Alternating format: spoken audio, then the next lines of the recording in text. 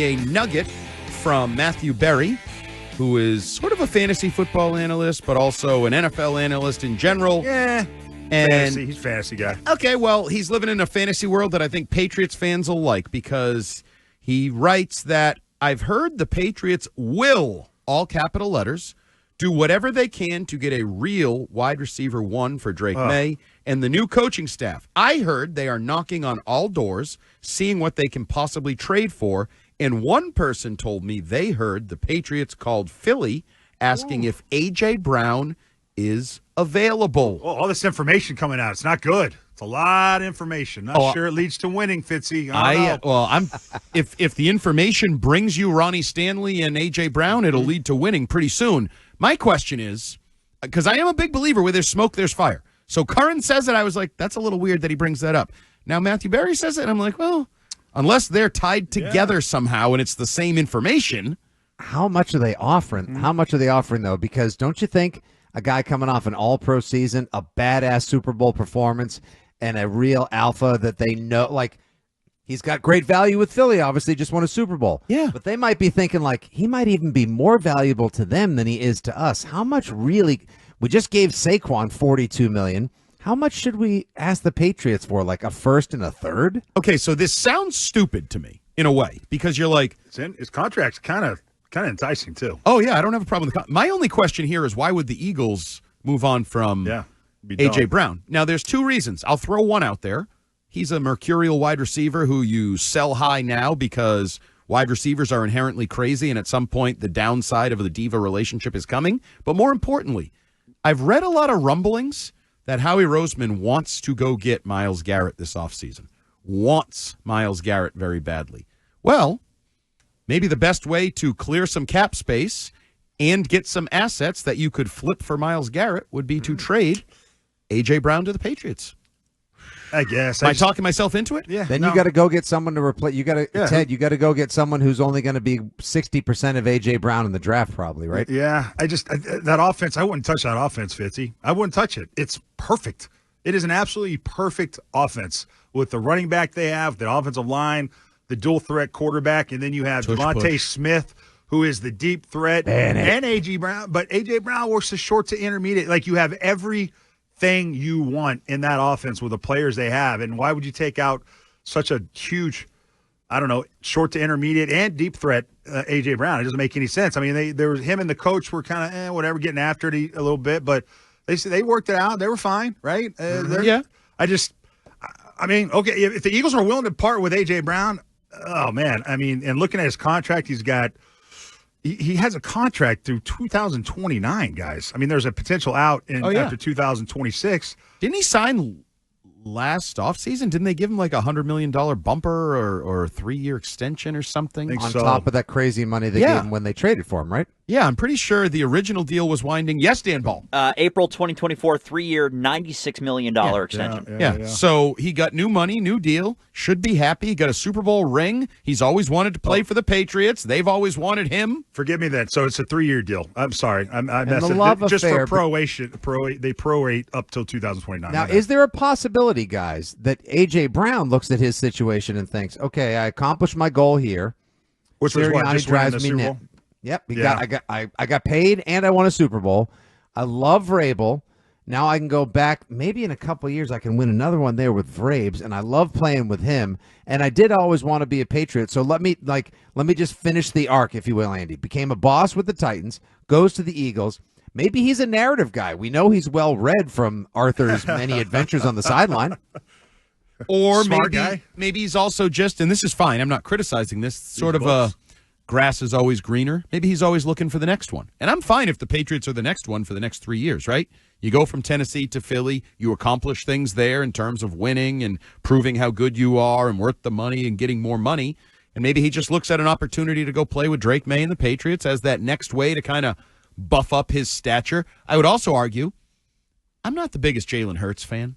Maybe he saw some of those recruiting videos that I talk about, those plays that Drake May makes, and he's like, that kid looks like he'd be fun to play with. I bet you he and I could have some schoolyard-type plays in football games. Maybe he just looks like it has a fun challenge opportunity on the horizon. Yeah.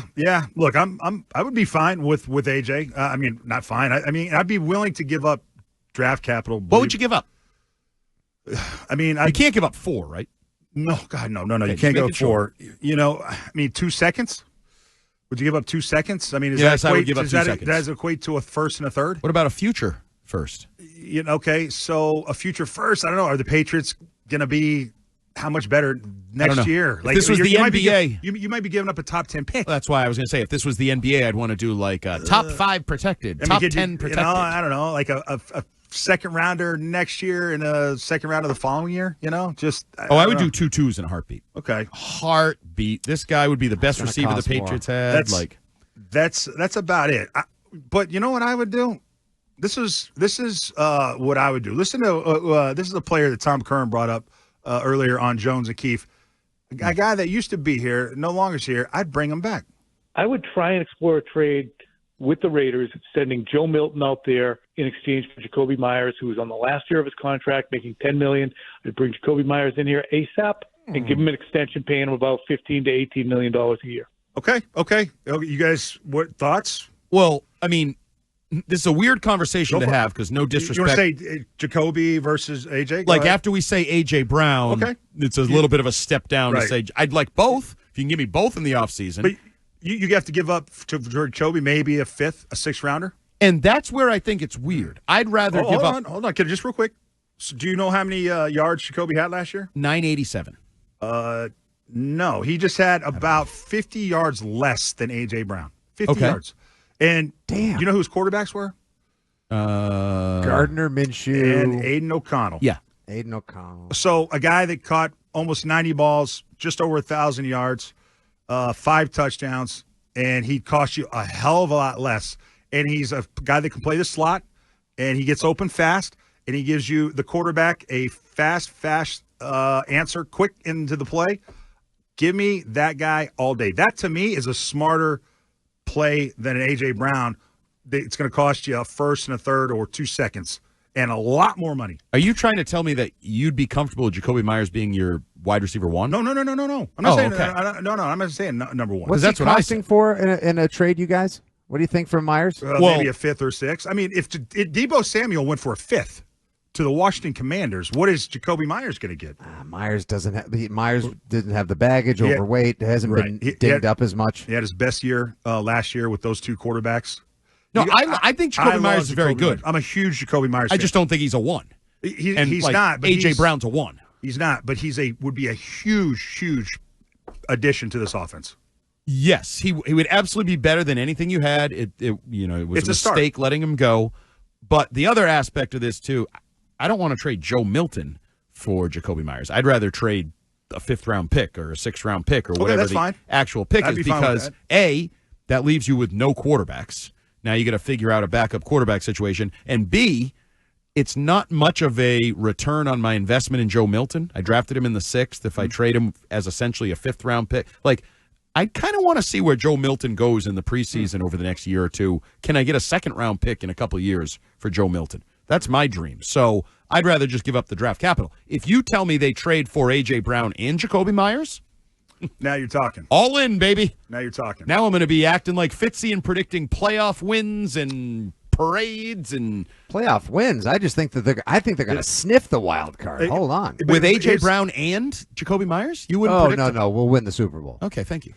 See, we're going to have to make a trade. That's duck boats. For wide receiver. That's champagne. We're going to have to make a trade for either a big left tackle or a number 1 wide receiver. And that is where I like these reports. So this was Matthew Berry, NBC. We had the tweet yesterday from Jordan Schultz, who's no longer fighting crap sheet. He's now just focused on the trade market. He said big trade potentially coming, being aggressive in that area. All this is coming together. All this information we're lucky enough to have, thanks to the loose lips down in Foxborough, is indicating they are. Now, I hope this isn't a Red Sox thing. We just touched on it, Ted. I hope these loose lips aren't Jonathan and Robert, where the Red Sox, what was the Red Sox? The interest kings every year. Correct. They're interested in Ohtani. They're interested in Soto. They're interested in, and you know never that get goes them. on down there. So they love that. But I don't want that. I don't want to find out, well, you called about A.J. Brown, and they said no, and then you moved on. And you called about Brandon Ayuk, and they said no, and you moved on, and then you settled on whoever. It feels different. I don't know. It just feels different. I feel like they are actually working the phones right now in Foxborough. I feel like they're literally doing what they're saying. Where last year I didn't get the sense that there was a lot of really going on in the front offices there right now. Well, I mean, where I feel like there's actual work being done now. That's in part just your guy, the credibility that Vrabel brings to the equation. And by extension, others, Cowden, and there's a lot of voices there, a lot of connections. I mean, this staff has a lot of connections that Gerard Mayo's group just didn't have to reach out on past experiences, maybe make a phone call to a buddy. Hey, just two guys who used to work together talking here. Do you think they would trade A.J. Brown? Do you think they would trade Jakobi Meyers? Do you think this guy's available? And this team has the needs, and it has the assets. The problem is this whole plan, and we're going to get to this up next here on WEEI Afternoons. This whole idea that Vrabel articulated, and now Mass Live, Mark Daniels has that they want to do all this work beforehand so the draft they can just take whoever's available, all the needs will be filled. I don't know how realistic I find that to be, that you can fill all these voids on a roster with all these holes. I can maybe make a case for that. Okay, so Ted Johnson will make a case for the fact that by the time trades and free agency are done, Mike Vrabel's football team will be ready to play. They don't even need the draft. The draft will be a cherry on top of the offseason, baby. Go ahead and trade May as well while we're at it. I mean, no, we're not trading May. We don't have to trade May. I thought that's what we were doing.